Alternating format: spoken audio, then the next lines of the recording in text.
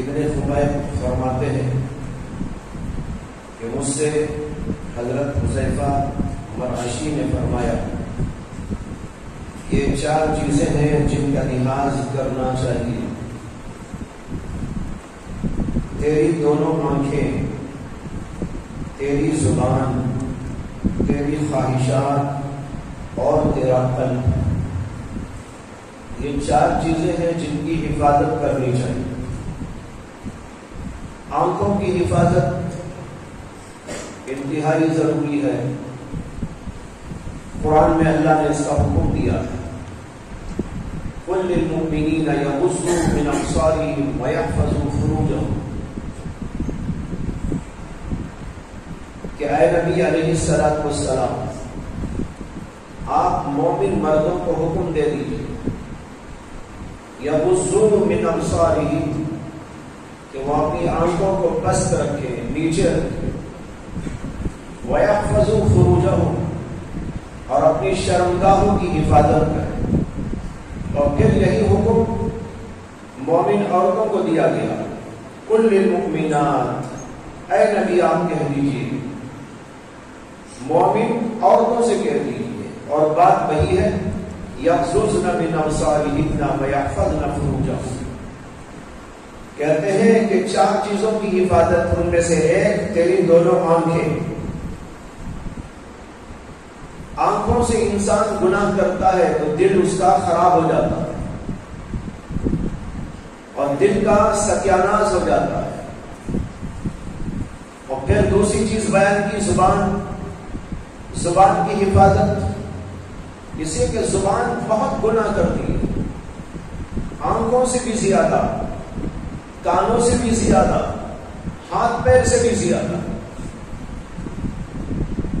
آنکھ کا گناہ بھی محدود ہے، کان کا گناہ بھی محدود ہے، ہاتھ پیر کے گناہ بھی محدود ہیں، لیکن زبان کے گناہ بے پناہ.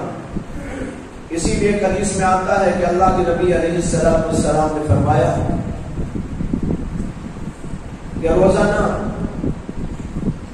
تمام اعضاء زبان کے سامنے ہاتھ جوڑتے ہیں اور اس سے کہتے ہیں کہ تو ٹھیک رہنا، اگر تو ٹھیک رہی تو ہماری بھی خیریت، اور اگر خدا نخواستہ تیرے سے غلطی ہو گئی تو پھر ہماری بھی خیر نہیں. اس سے معلوم ہوتا ہے کہ زبان کی حفاظت کتنی اہم ہے.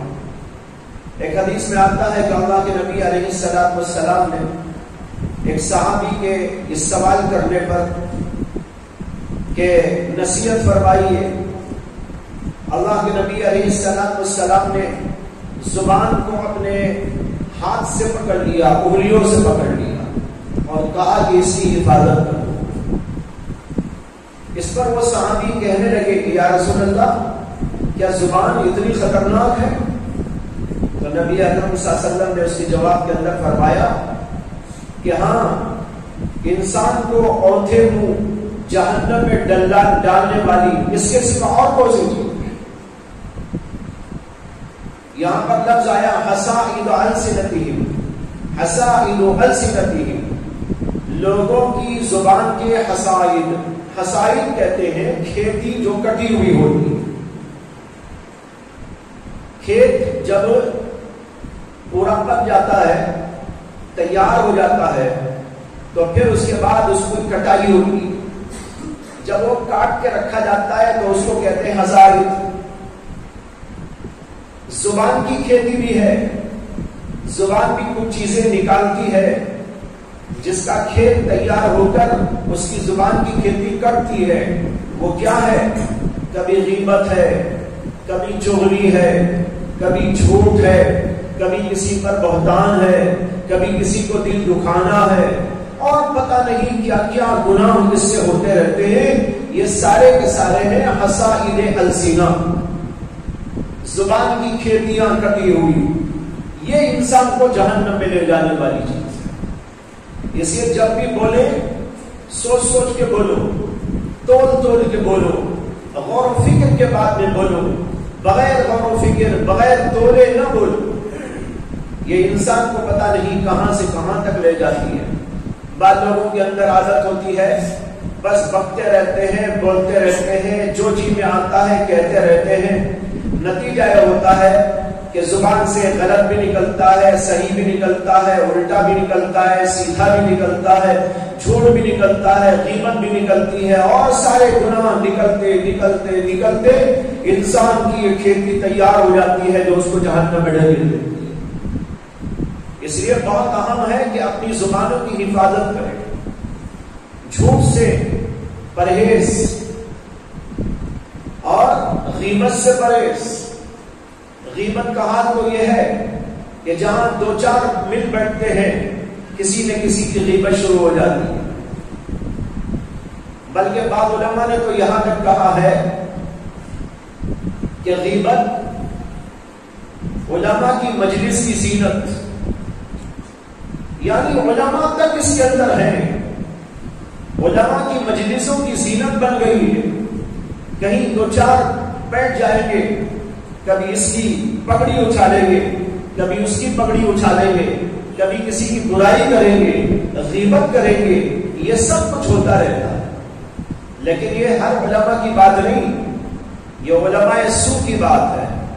علماء دو قسم کے ہوتے ہیں، ایک اللہ والے، ایسے جن کے یہاں جس سے بیان کیے جا رہے ہیں، جن کے اقوال آپ کے سامنے ذکر کیے جا رہے ہیں، جو ڈرنے والے، گھبرانے والے، آخرت کی فکر والے، آخرت کی طلب والے. اور یہ وہ ہیں جو ان سے بے خبر، نہ ان کے دل میں اللہ کا ڈر ہے نہ خوف، جو منہ میں آیا بولیں گے، جو جی میں آیا کریں گے، جو ان کا جی چاہے گا دیکھیں گے، جو جی چاہے گا سنیں گے، جو جی چاہے گا کریں گے، اور یہ ان کو جہنم میں لے جانے کے لیے تیاری ہو جاتی ہے. اس لیے فرمایا دو آنکھوں کی حفاظت اور زبان کی حفاظت. اور جیسے کہ میں نے اشارہ دیا، زبان کے گناہ بہت ہوتے ہیں، اس لیے بہت ہوشیار رہنا ہے. غیبت بالکل نہ کرو. غیبت نہ کرنے والا انسان آج کی دنیا میں کہتا ہوں اللہ کا ولی ہے. ایسا ماحول ہے، ایسے حالات ہیں. میں نے حضرت مولانا ابو الحسن علی ندوی نور اللہ مرقدہ کے حالات زندگی میں یہ بات پڑھی کہ ان کے خصوصی شاگرد جو ان کے ساتھ ہمیشہ رہا کرتے تھے، انہوں نے یہ بات بیان کی ہے کہ میں حضر میں و سفر میں سب جگہ حضرت کے ساتھ رہتا تھا، اور ایک طویل عرصہ ہر موقع پر ان کے ساتھ میں رہا، لیکن میں نے کبھی ان کی زبان پر کسی کی غیبت نہیں سنی. کتنا بڑا مقام ہے. جو ایسا ہو سمجھو کہ وہ بہت پہنچا ہوا ہوتا ہے. اور میں عرض کروں آپ کے سامنے کہ حضرت مسیح الامت مولانا مسیح اللہ خان صاحب نور اللہ مرقدہ ان کی مجلسوں میں اور اس کے علاوہ دیگر مواقع پر کئی برس تک مسلسل رہنے، دیکھنے، سننے، پڑھنے کا بڑا موقع ملا. لیکن الحمدللہ میں بھی گواہی دیتا ہوں کبھی کسی کی برائی کرتے ہوئے کسی کے کان آشنا نہیں ہوئے. یہ ہوتے ہیں اہل اللہ، زبان کی حفاظت کرتے ہیں، جھوٹ سے پرہیز کرتے ہیں، غیبت سے پرہیز کرتے ہیں، کسی پر بہتان سے پرہیز کرتے ہیں، کسی کی برائی کرنے سے پرہیز کرتے ہیں. تمام چیزوں سے پرہیز کرتے کرتے اپنے آپ کو اللہ والا بناتے ہیں. اور کہاں خواہشات، انسان کے اندر خواہشات مچلتے رہتے ہیں. کچھ دیکھنے کی خواہش، کچھ کرنے کی خواہش، کچھ بولنے کی خواہش، کچھ سننے کی خواہش. یہ خواہشات انسان کے لیے بہت خطرناک چیز ہوتی ہے. اسی سے انسان تباہی کے غار میں پڑ جاتا ہے. اللہ کو خواہشات والا بندہ پسند نہیں، بلکہ خواہشات پر پابندی والا بندہ پسند ہے. اللہ چاہتے ہیں کہ میرا بندہ ایسا ہو جو میری محبت میں اپنی آرزوؤں کو قربان کر دے، جو میری محبت میں اپنی آنکھوں کو بند کر لے، جو میری محبت میں اپنے کانوں میں ڈانٹ ڈال لے، جو میری محبت میں اپنے دل کے اوپر پابندی لگا لے. جو بندہ میری محبت اور میری خواہش کی پیروی میں اپنی خواہشات کو قربان کر دیتا ہے، وہ اللہ کے نزدیک سب سے اونچا بن جاتا ہے. اور اسی لیے قرآن میں جگہ جگہ ہوا کی مذمت ہے. ہوا کے معنی خواہش.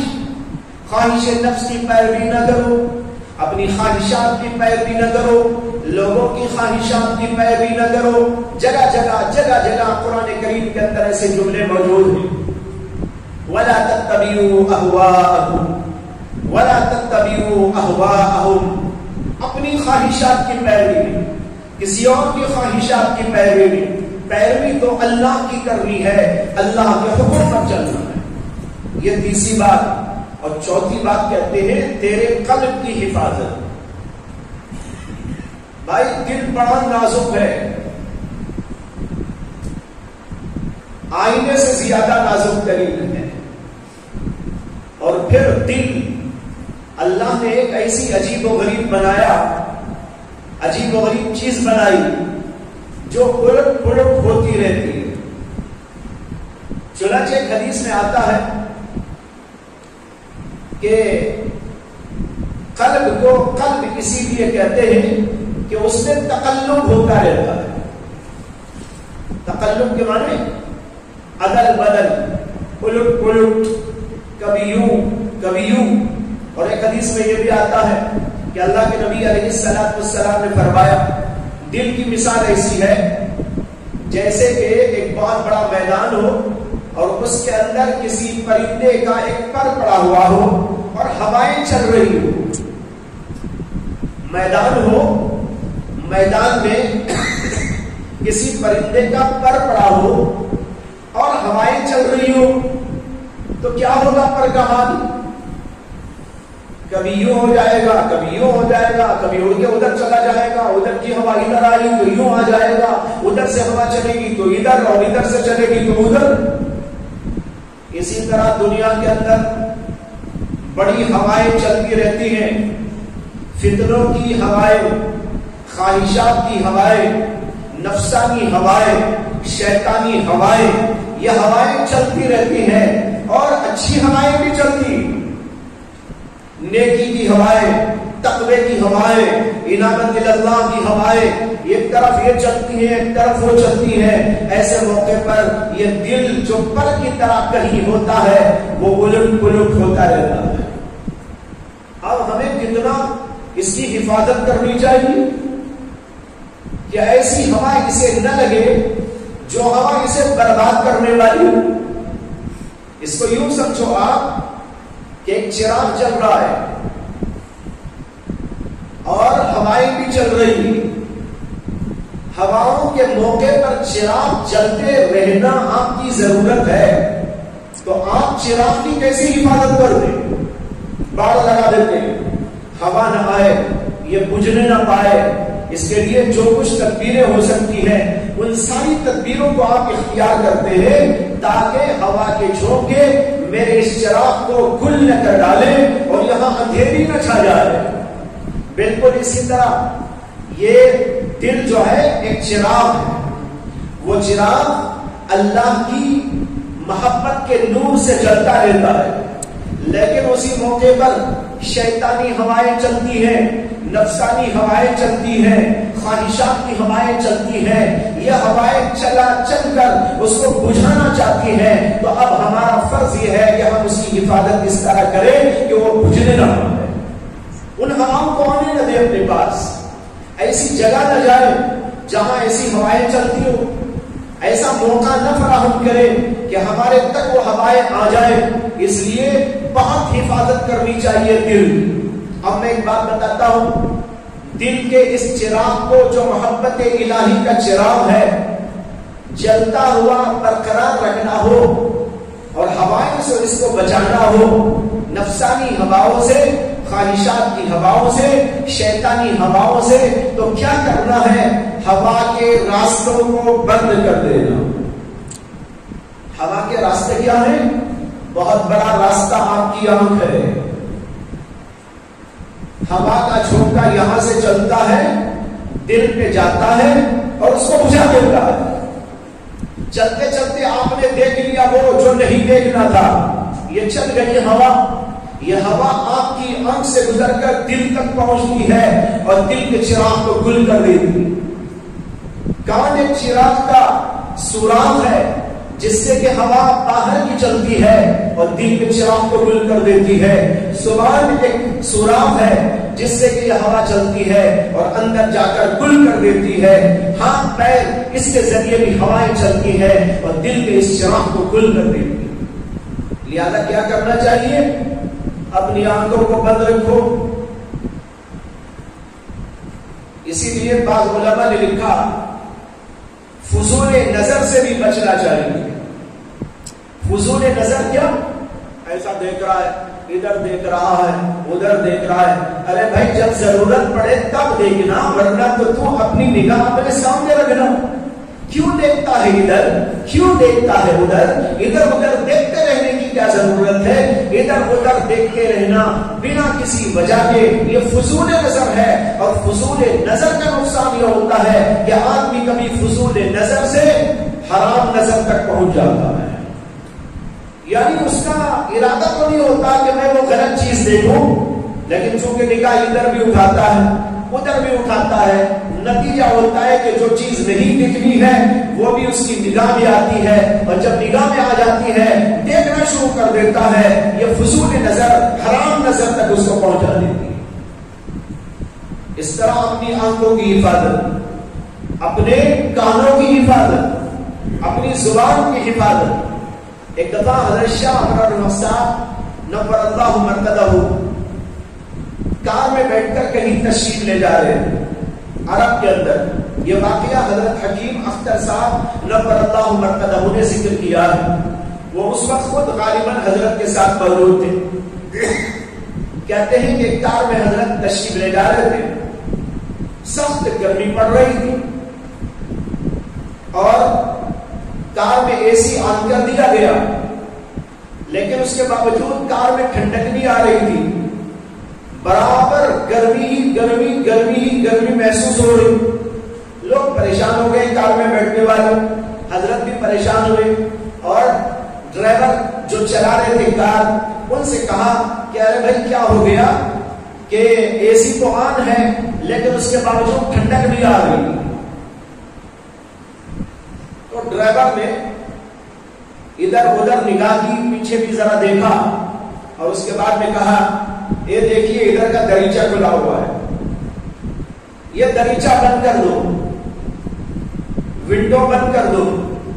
چنانچہ جو ادھر بیٹھے ہوئے تھے انہوں نے بند کر دیا. بند کرتے ہی 2 منٹ 3 منٹ ہی کے بعد کار میں ٹھنڈک پیدا ہو گئی. ہوتا نا, آپ کو بھی تجربہ ہوا ہوگا, اگر دریچے کھلے ہوئے ہو, اے سی چل بھی رہی ہو, لیکن اس کے باوجود ٹھنڈک نہیں آتی, اس لیے کہ باہر کی گرمی اندر آتی رہتی ہے.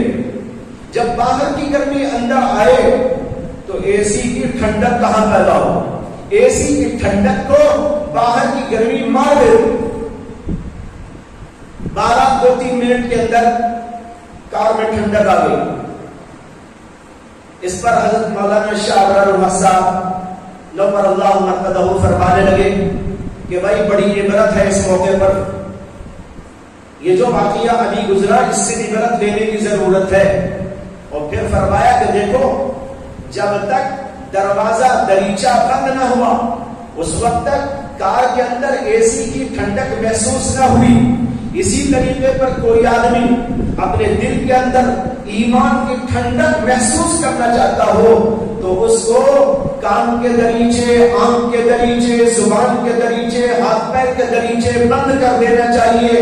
اگر یہ دریچے کھلے رہے ایمان کی ٹھنڈک آپ کو اندر محسوس نہیں ہو. کیا عجیب مثال ہے, کیا بہترین مثال ہے. آپ آنکھ کو کھلی رکھے ہوئے ہوں, جو دیکھنا وہ بھی, جو نہیں دیکھنا وہ بھی دیکھتے چلے جا رہے ہو, اور یہ بھی چاہتے ہو اللہ کی محبت کی ٹھنڈک میں اپنے دل میں پالوں, ایمان کی محبت, ایمان کی جو ہے چاشنی اپنے دل کے اندر میں پالوں, اور میرے دل کو سکون مل جائے, راحت مل جائے. یہ کبھی نہیں ہو سکتا, یہ دریچہ آپ کو ضرور بند کرنا. لہذا ان چیزوں کی حفاظت. تو کہتے ہیں کہ مجھ سے حذیفہ مراشی نے بیان کیا یہ 4 چیزیں ہیں جن کا لحاظ کرنا چاہیے. تیری دونوں آنکھیں, تیری زبان, تیری خواہشات اور تیرا دل. اپنی آنکھوں کی حفاظت کرو کہ اس سے کوئی ایسی چیز نہ دیکھو جو تمہارے لیے جائز نہ ہو. زبان کی دیکھ بھال کرو اور اس سے کوئی ایسی بات نہ بولو کہ تمہارے دل میں اس کے برعکس ہو جسے اللہ تعالیٰ جانتا ہے.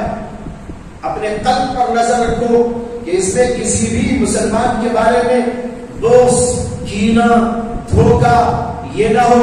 اور اپنے نفس کو دیکھو کہ وہ کوئی ناجائز چیز کی خواہش تو نہیں رکھتا. جب تک تمہارے اندر یہ 4 خصلتیں پیدا نہ ہو تمہارے سر پر خاک ہے, تمہارے سر پر خاک ہے, یعنی ذلت ہے, رسوائی. یہ بیان کیا حضرت حذیفہ نے. اس کو یاد رکھیں, جو چیزیں بیان کی گئی حفاظت والی, اپنی زبان, اپنی آنکھ, اپنا دل اور خواہشات, ان سب چیزوں پر کنٹرول رکھیں.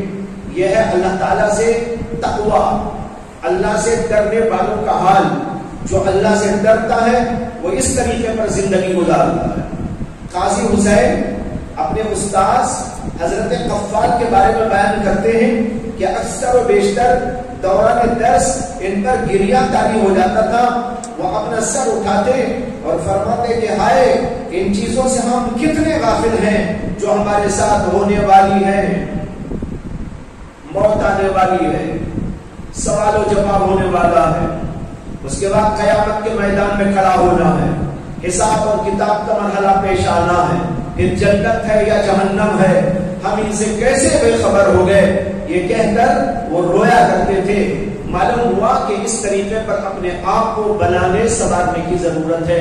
اللہ مجھے بھی آپ کو توفیق عطا فرمائے. وآخر دعوانا الحمدللہ رب العالمین.